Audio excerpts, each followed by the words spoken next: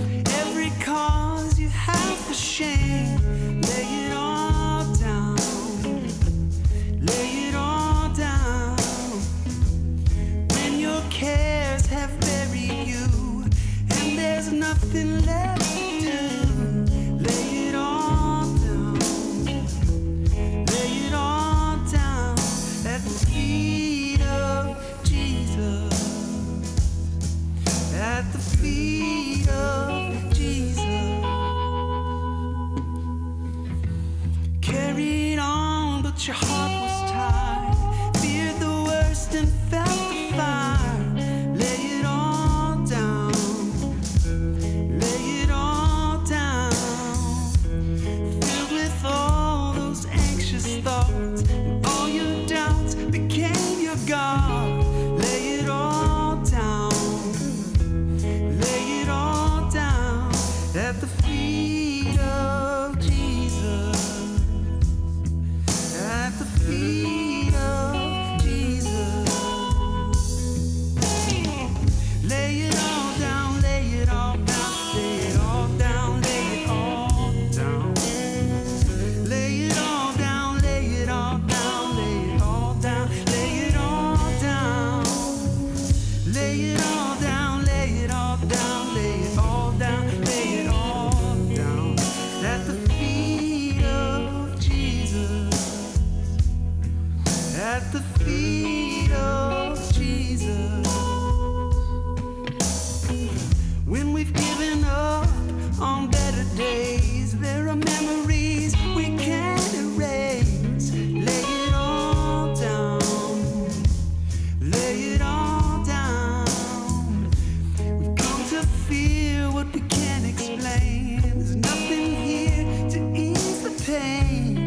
Lay it all down.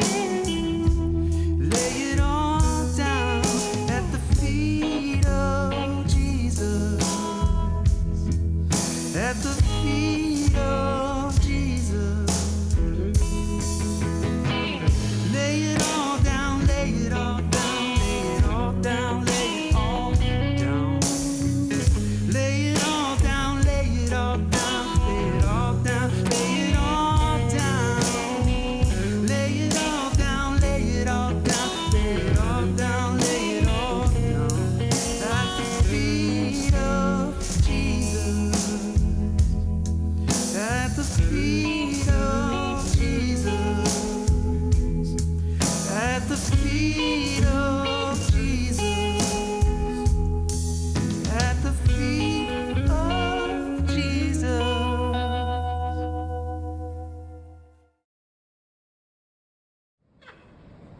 So they showed me the break room and the morgue's body viewing room. I got a clipboard, a pager straight from the 80s, and a 10-minute tour. And then they sent me out to be the chaplain at a level 1 trauma center. To say I felt woefully unprepared is an understatement. People started calling me sister and rabbi, not realizing I had been there all of an hour and never had a title before my name. There was a literal 5-alarm fire happening inside of me, but I felt like I had to pretend like everything was fine. I thought there would be more of an orientation. I thought that I'd have time to read the binder. I thought I could shadow someone, at least for a few days. I've always been the kind of person that could put a Boy Scout to shame. I'm known among my friends as the person that if you need it, she's got it. I carry the mom bag. I've never not checked a suitcase when I fly. If there are instructions, I read them. If there's protocols, I follow them. There are lists. There's always research to do. I'm always prepared. And this didn't really feel like the job where I could be like, sorry, it's my first day. Right? There's like authority behind that title. There were expectations of who I was supposed to be. All the while I felt like I was the last person who should be playing that role. I feel like it's important to mention that this was at a time in my life when I didn't know what I believed about God or faith anymore. Seminary will do that to you.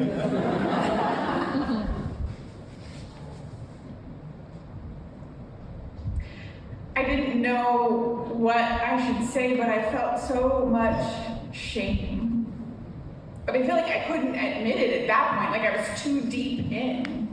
I couldn't admit it because people were looking to me. They needed answers from me about the big stuff, right? About heaven and hell and why God allows suffering.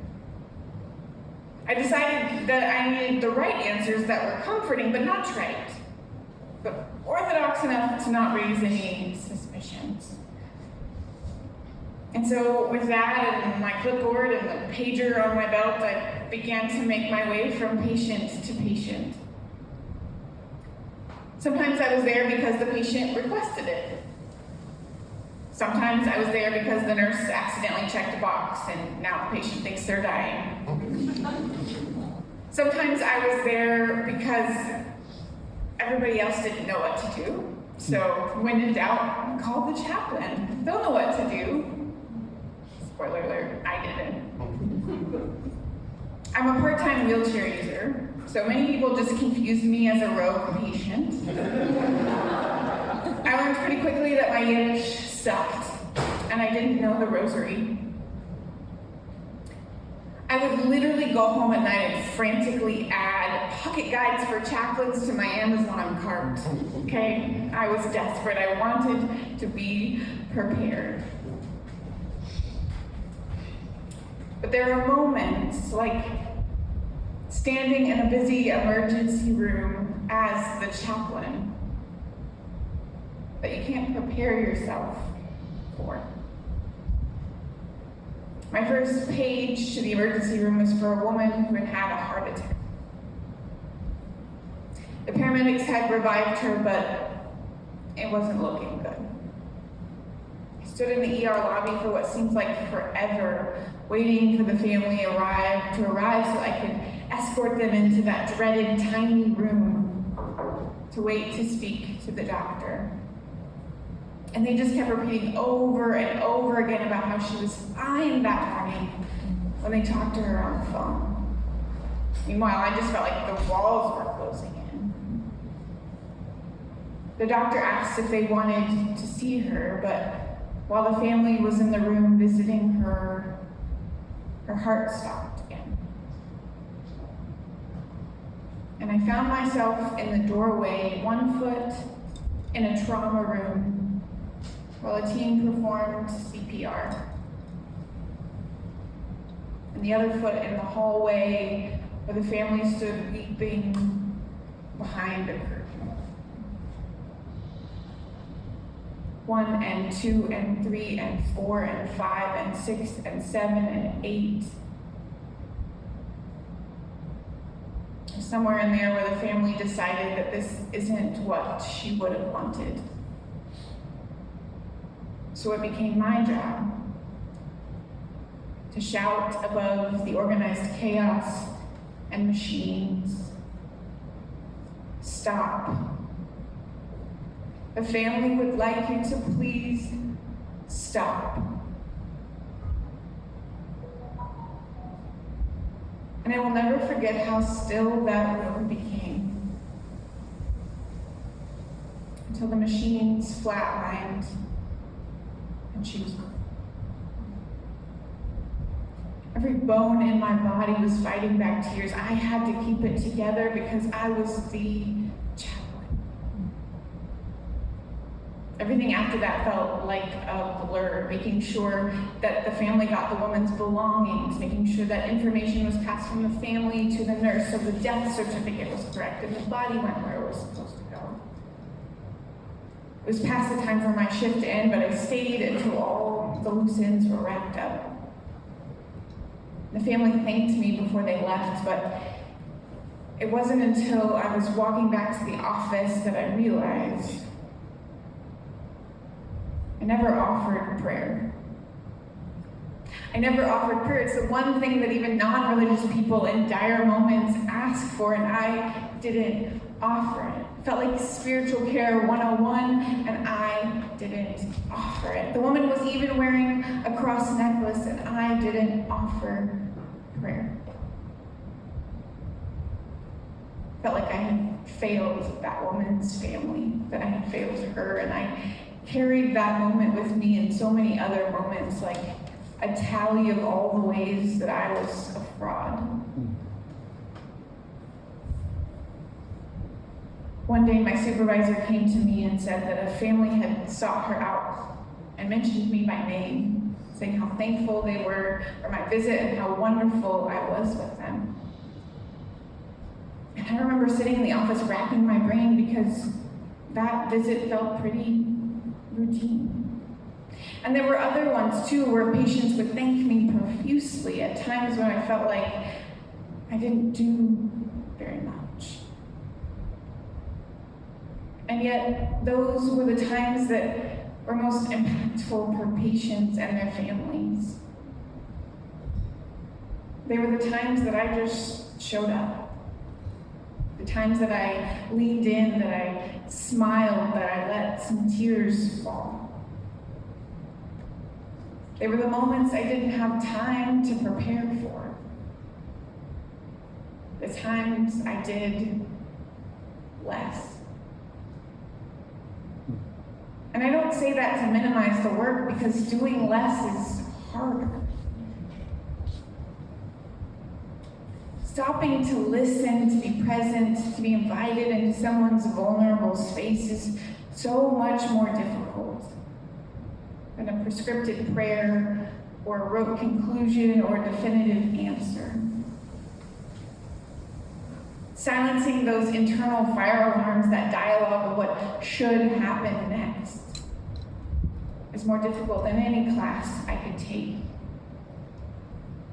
or book I could read. These were the moments when I stopped white-knuckling who I thought I was supposed to be and what I needed to do to prove that, and surrendered to being present. I began to be present in a way that allowed me to see the person in front of me, to hear their hopes and their desires and their fears. They were inviting me to face my humanity as they were facing theirs.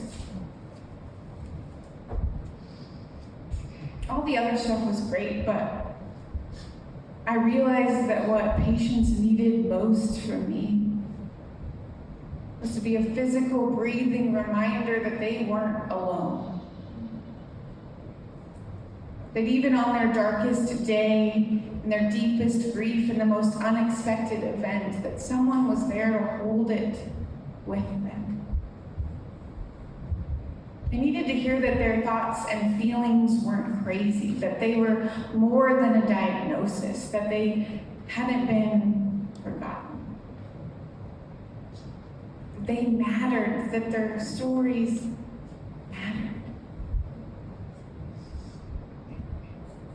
that's what all of us need. When people ask me about my time as a chaplain, I describe it as sacred and terrible. Suffering and joy and hope and despair, they all live in each of us, waiting for someone who's willing to stop and witness it. I don't want this to be a shiny red bow moment. I still struggle with being present, struggle with being vulnerable, struggle with doing less. I still question if I'm enough in spiritual spaces. But there's so much more in me now that's willing to surrender to being present in hopes of bearing witness to the sacred and the terrible. Thank you.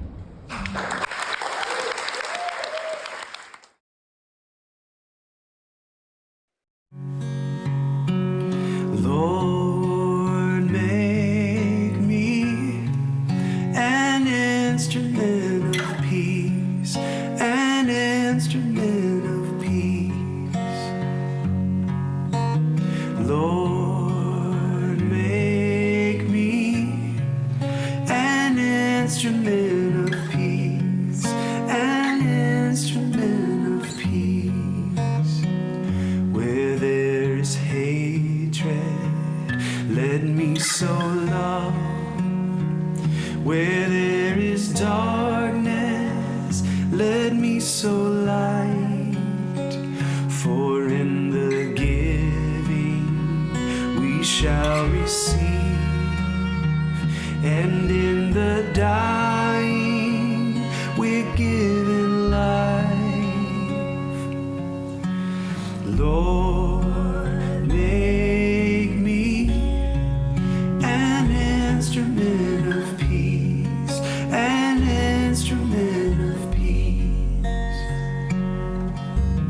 Lord, make me an instrument of peace, an instrument of peace. Where there is sorrow, let me sow hope. Where there is doubt, let me sow faith. Where there is injury, your pardon gift, your consolation to those in pain. Lord, make me an instrument of peace, an instrument of peace. Lord, make me an instrument of peace, an instrument of peace. Amen.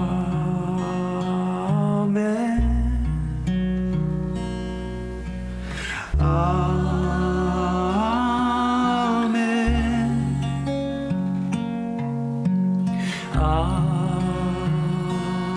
Amen.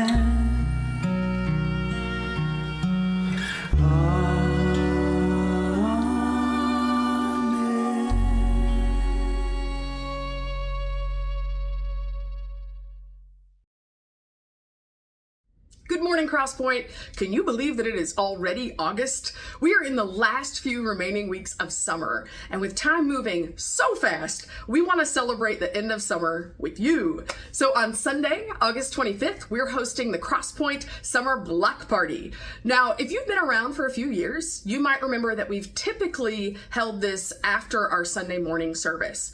In an effort to beat the heat and put some intentionality into nurturing our relationships with one another, we've decided that this year's Summer Block Party will be in place of our Sunday morning service, and it will be from 10 a.m. to noon.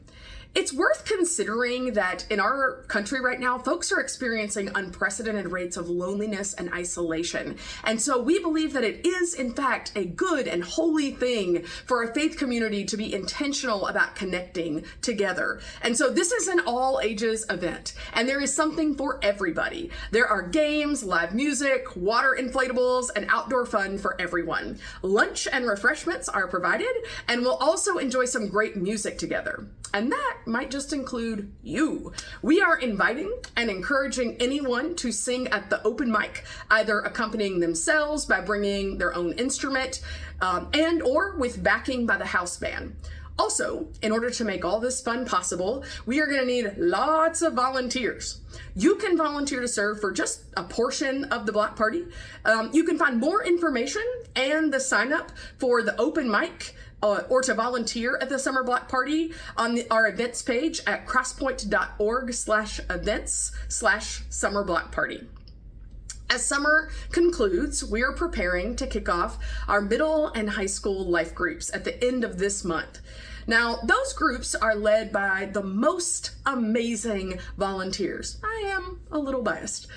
We are in need of some really wonderful adults to lead our middle school students, both on Sunday evening in their small groups and to engage with our middle school students in EDGE, our Sunday morning ministry environment.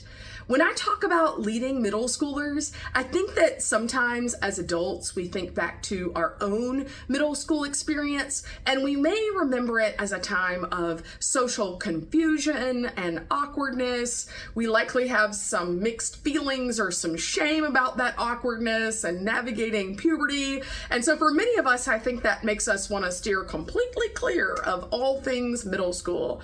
However, I really want to encourage you to maybe use your own experiences as an inroad to compassion, to maybe reflect on, could you have used some kind adults in your life at that time? Or would you have benefited from a safe community that would have let you navigate who you're becoming and to help you navigate this world? And so that's our goal for our middle school ministry environments. We want them to be places that engage the developmental stage of adolescence with compassion.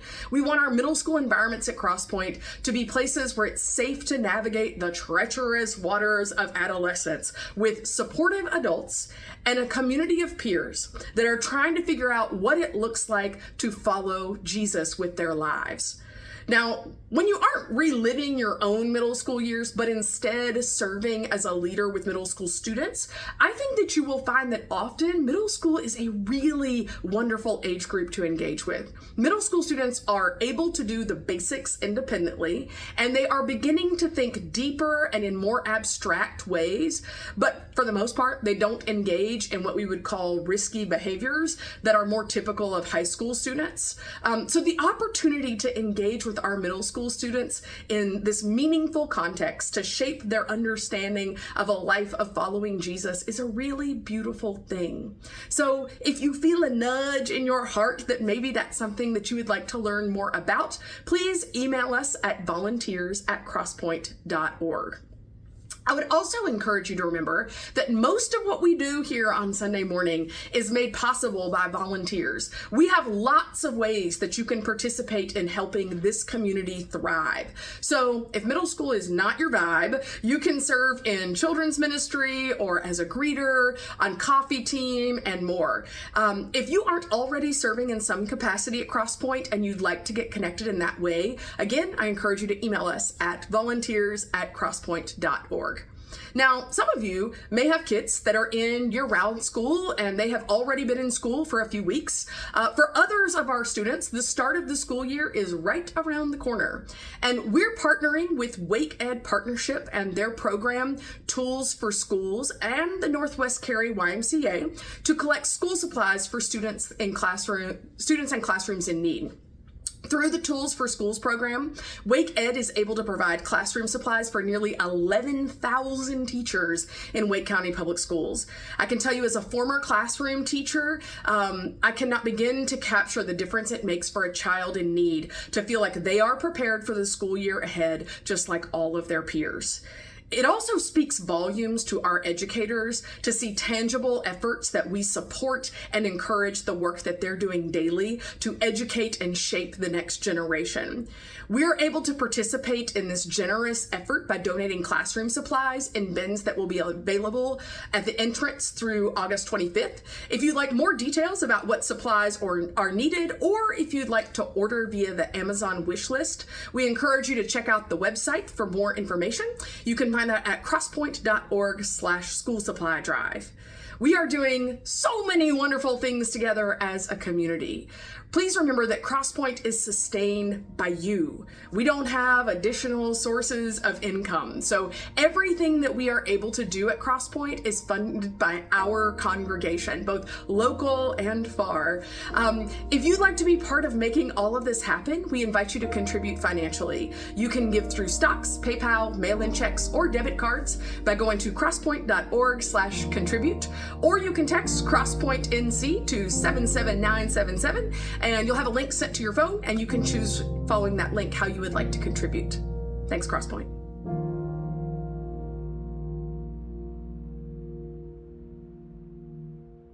Over the last few years, I've read multiple pieces, I've seen many videos about people developing relationships with crows, the birds.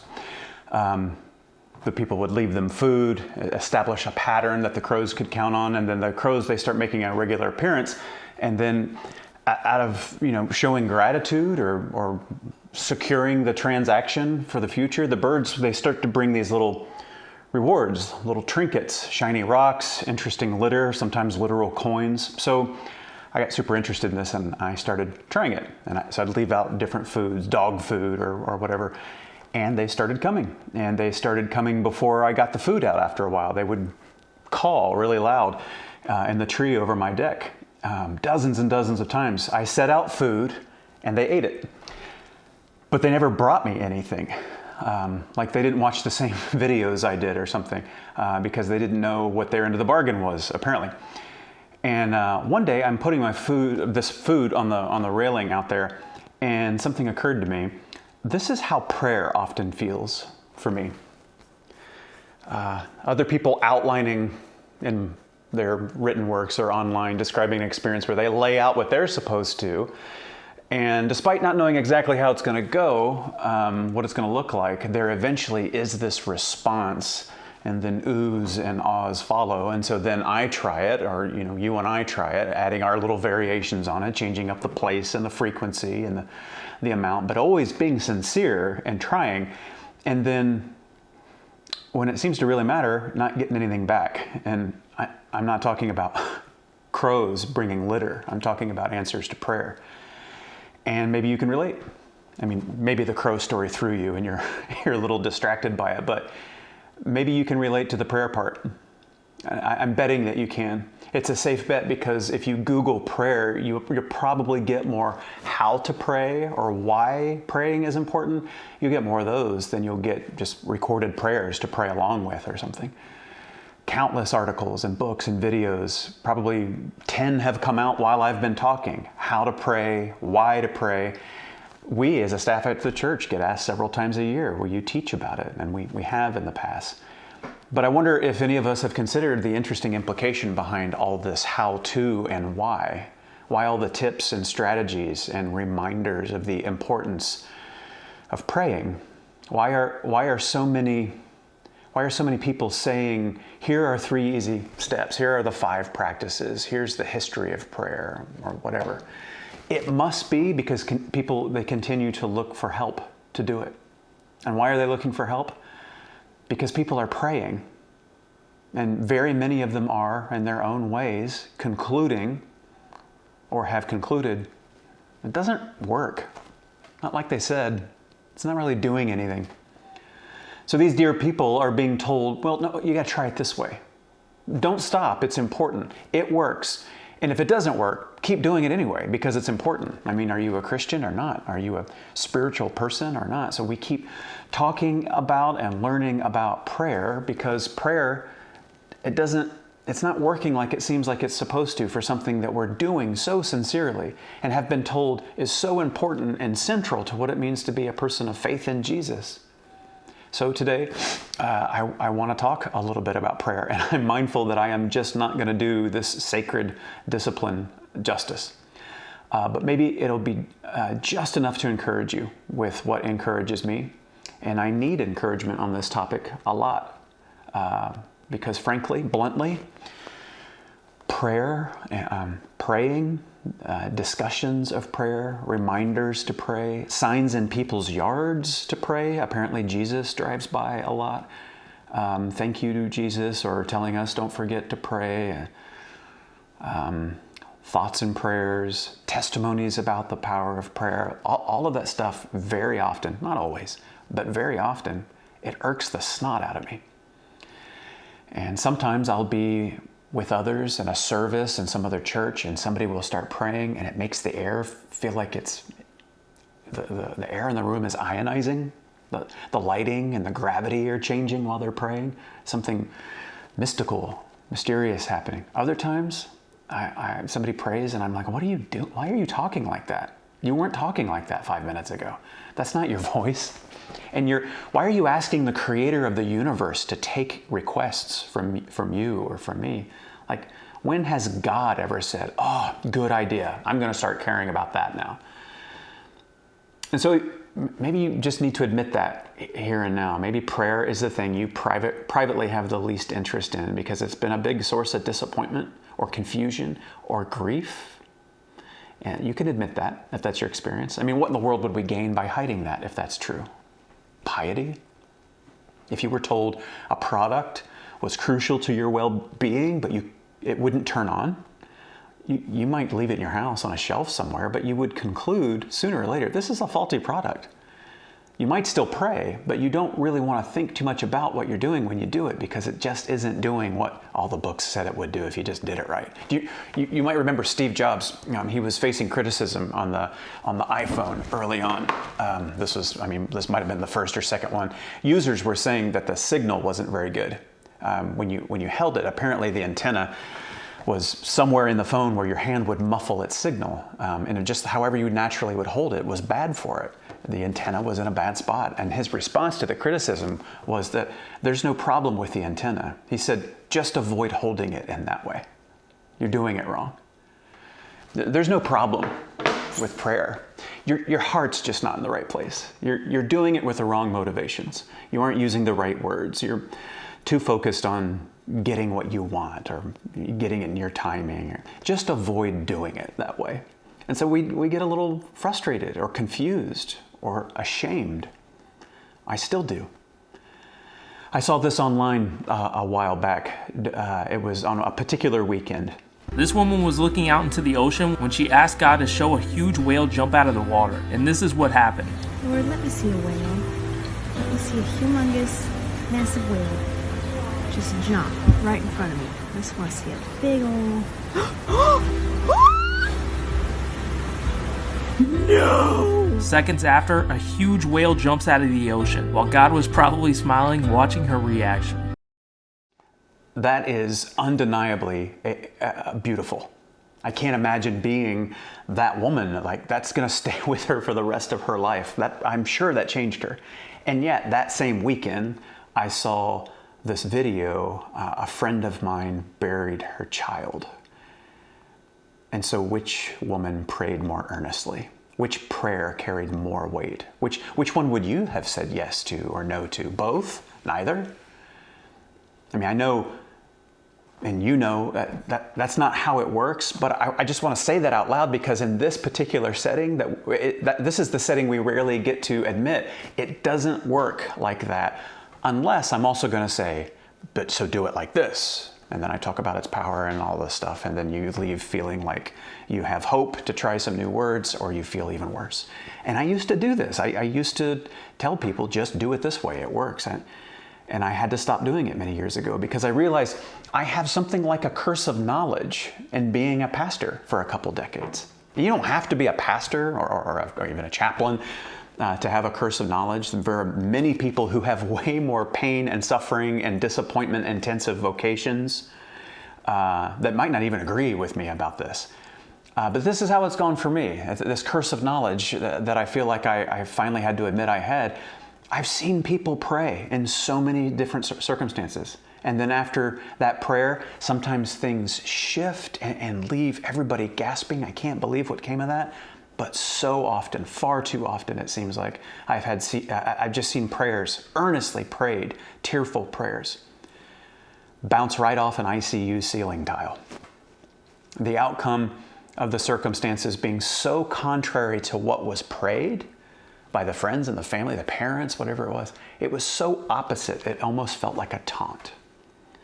And I have seen people so devoted to prayer who just constantly have terrible luck. And I've seen people who, they barely manage to rattle off a God's good, let's eat a couple times a year, and they've never had so much as a splinter in their thumb. And I have encountered, if not all, then a strong most, every formula and explanation and apologetic.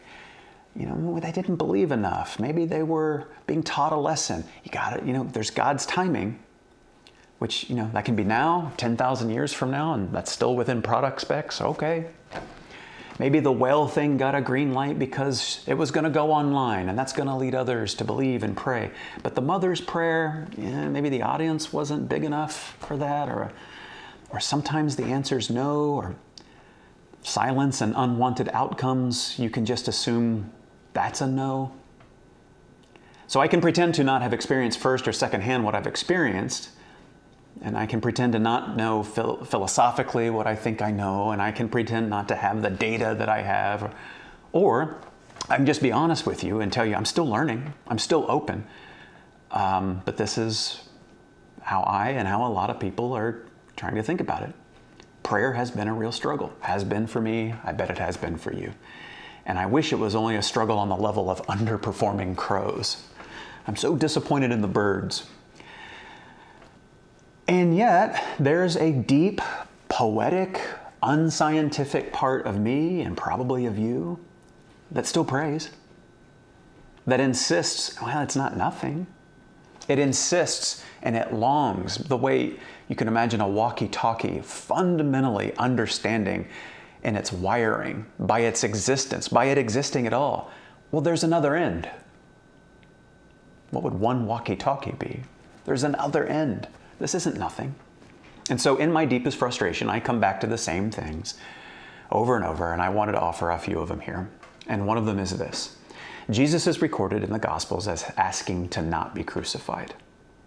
I know we don't talk about that a lot in Christianity, but he didn't want to be crucified.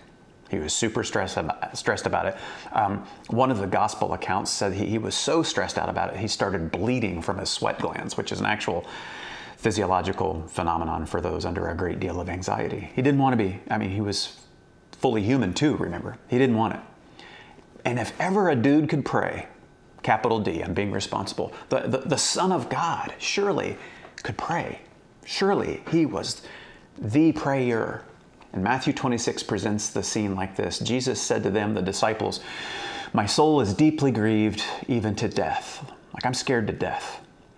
Remain here and stay awake with me. And then going a little farther, Jesus threw himself on the ground and prayed, "My Father, if it is possible," and then he speaks figuratively to illustrate his not wanting to go through with this. Don't make me drink this to take it in. "Father, if it's possible, let this cup pass from me.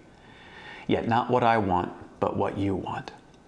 And I hope you don't think I'm being overly dramatic or theatrical when I insist that this is not how praying people who are scared to death, even the Messiah, this is not likely how they pray. I bet it was more like this. "Father, if it is possible, let this cup pass from me." And then this very real, expectant listening for options, for a voice, a way out, a way around, something that would give comfort, an explanation, something to make him not feel so alone, so abandoned in this moment. The Father spoke earlier in the Gospel of Matthew at the baptism. In the beginning, those were the days. Remember in the beginning when you were on fire in your faith, back when it seemed like prayer was a conversation and not unreturned voicemails? And then the Father spoke in chapter 17 too. That was a cool moment where the transfiguration, and Peter got nervous and started running his mouth, and God spoke from heaven, basically said, Peter, shut up and listen. I mean, what a growth moment for him and for everybody. Huge. But now there's Jesus' agony, this pain, this terror, genuine longing for a single word, for comfort. I don't want to do this. Father, if it is possible, let this cup pass from me.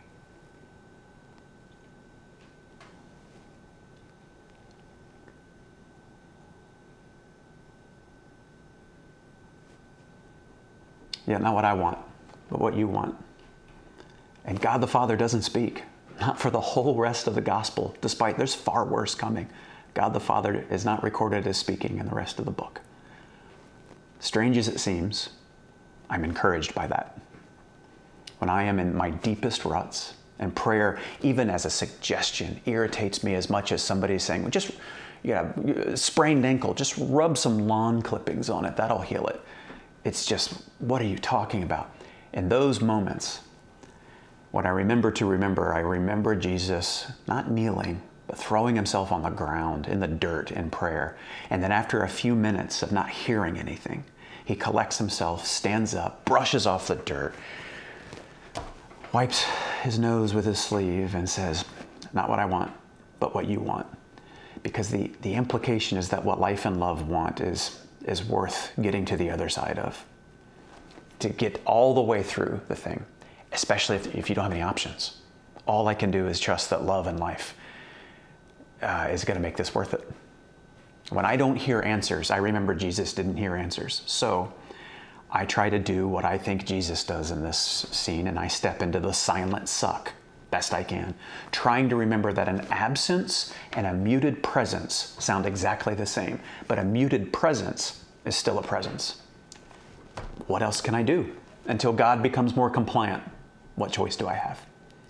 And all this leads to the other things about prayer that I have learned and accepted, or I'm accepting, and I hope is somehow helpful, even if it doesn't necessarily get all your whales jumping, so to speak. Before I share this, though, let me just first permit you to, if you need permission from somebody, to put down prayer completely. Just put it down. You can pick it back up if you want to. Put it completely down to whatever degree you are holding it as a thinly veiled genie and lamp situation, and that's why we're disappointed. Or it's a Christmas list that you fill out all the time, hoping and maybe even declaring, I've been a good little boy, little girl to get at least some of these toys on my list. If there's any inclination of that, let's just put it down.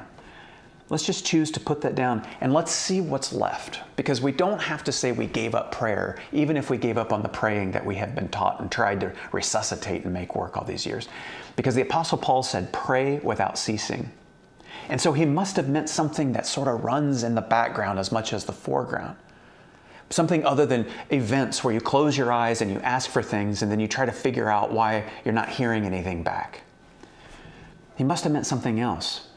Or that he ceased to pray when he wrote, never cease to pray. So maybe prayer can be something more constant, less event-centered. And yeah, here I am saying, you've been thinking about it wrong. Think about it this way. I'm going to fix it for you. But I know. I'm not trying to fix it. And I'm not trying to add something. I'm hoping to lighten the load on this for us.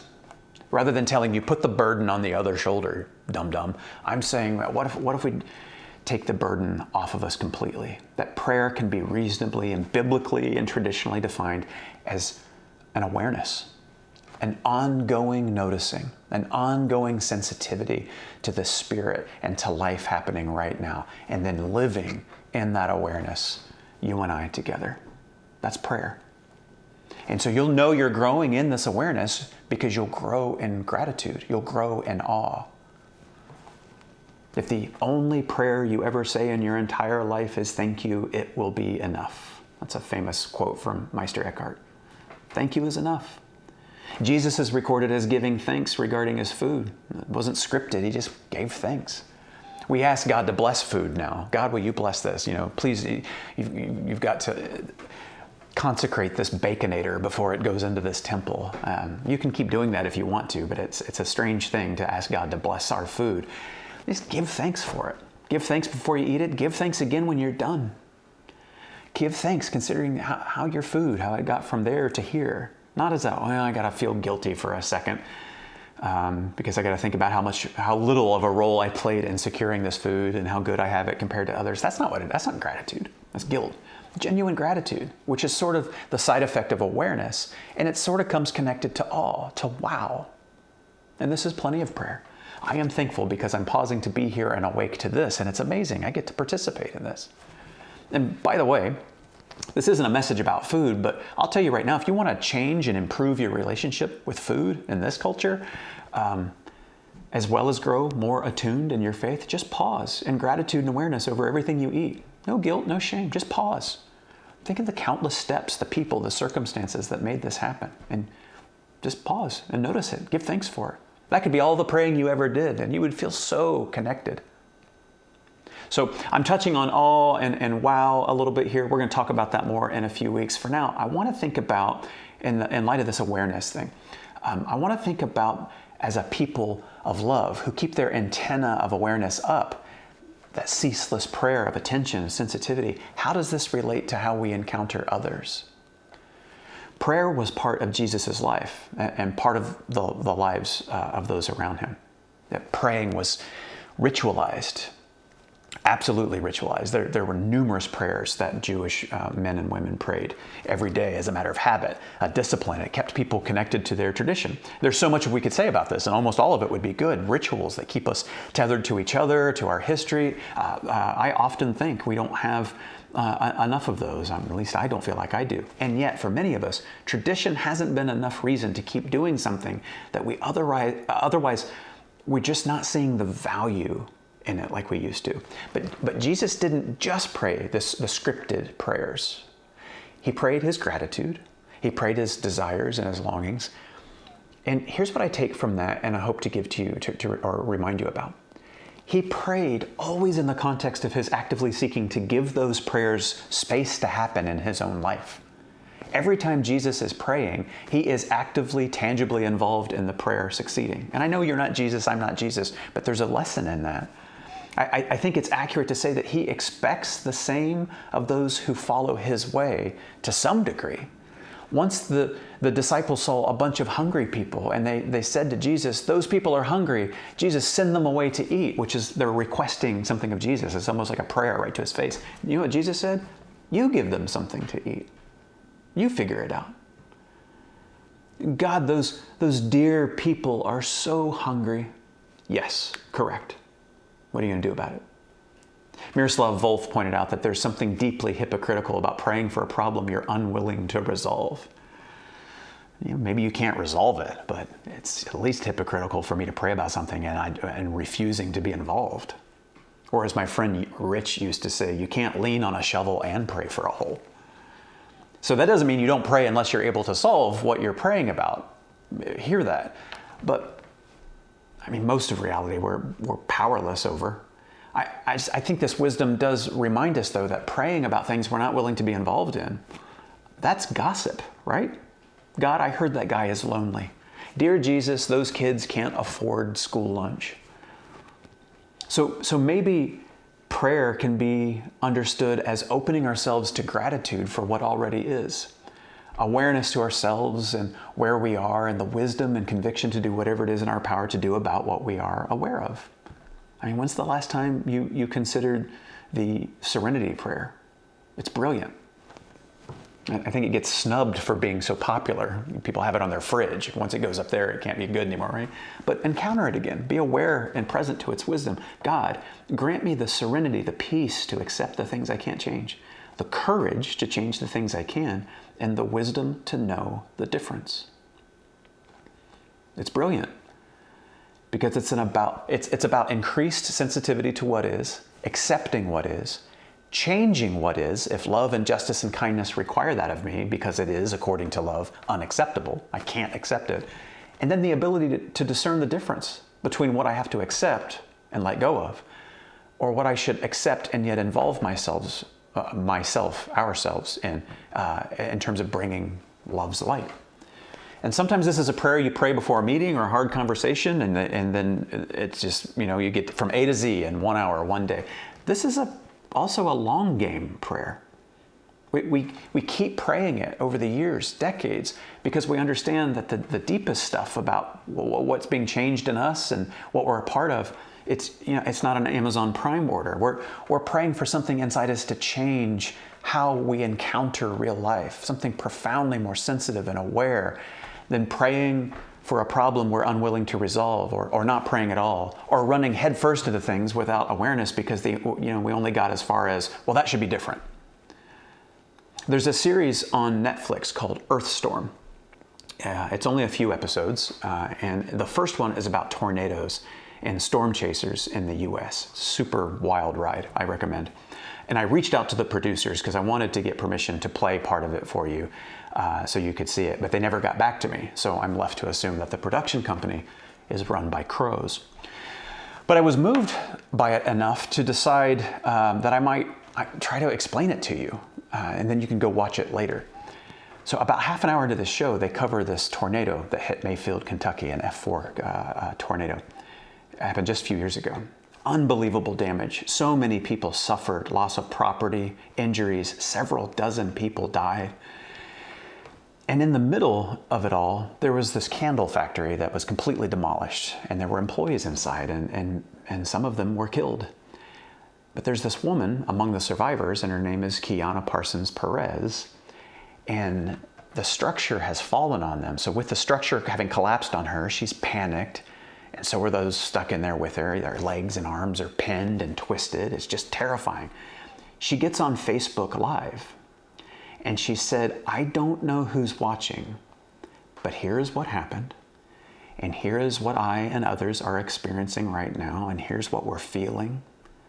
And then you hear her ask for help over and over. She asks, she's praying. But then she also starts calming the others who are crying out in the dark around her. She invites them to sing happy birthday to her, since her birthday was the next day. She's distracting their panicked minds.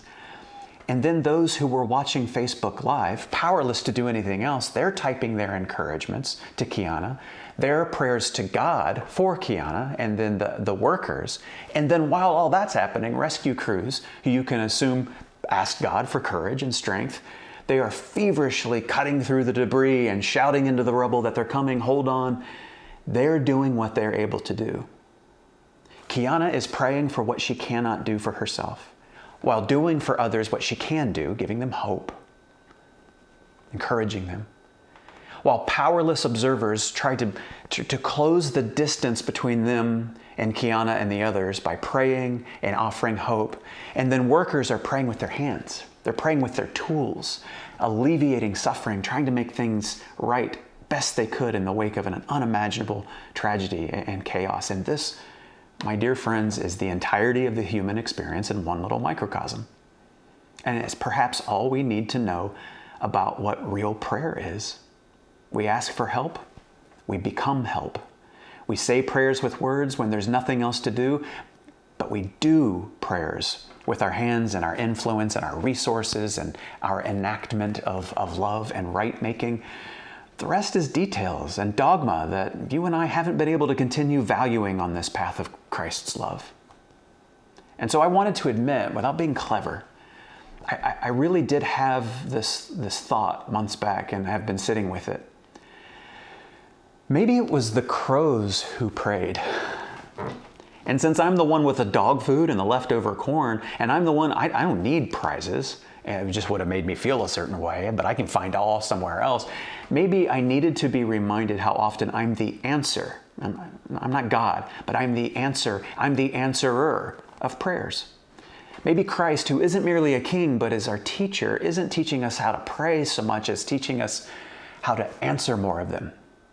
Not that I don't have needs, you have needs, but maybe the reason the Lord's Prayer starts with Our Father is because we have to be reminded often that I'm not the only sibling in this house and in this family, and we've got to work together and depend on each other and remind each other we're not alone. And so as we close, I want to invite you to pray, to say thank you about as many things in a day as you can recognize that are gifts. I invite you to stop multiple times a day to turn up your awareness, how it feels to be right where you are, and all the past and future stuff trying to distract you, that you would just wake up to that and be sensitive to all you're going to miss if you stay on autopilot. And I invite you out of shame and guilt and burden and into the flow of Christ. He's always putting skin in the game, not just words. And again, we don't have to feel guilt and shame about any of that. This is the gift. Our prayer life is our life. A life spent simply learning how to love and be loved in one another's presence. In the spirit of increased awareness and encouragement, if you would like to write down with as little or as much detail as you're comfortable with, what you've been asking God for or stopped asking God for, what you wish you could hear God's wisdom or encouragement for, what are you praying about right now? What have you been praying about? If you want, email that. Email your prayers to care@crosspoint.org. And I'm sorry, that's not a more direct, non-public email for God I just revealed. It's a handful of people at Crosspointe who you can know will join you in your prayer for acceptance and courage and wisdom. And in the very least, you can know you're unburdening yourself from the sense that what you're carrying, you carry alone. Some others will carry it with you. May we pray and live our prayers for ourselves and others in love's name. Amen.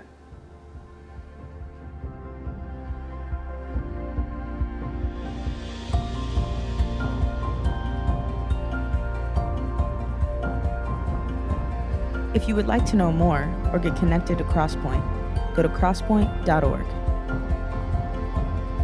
If you're in need of care or assistance, go to crosspoint.org/care. And welcome home.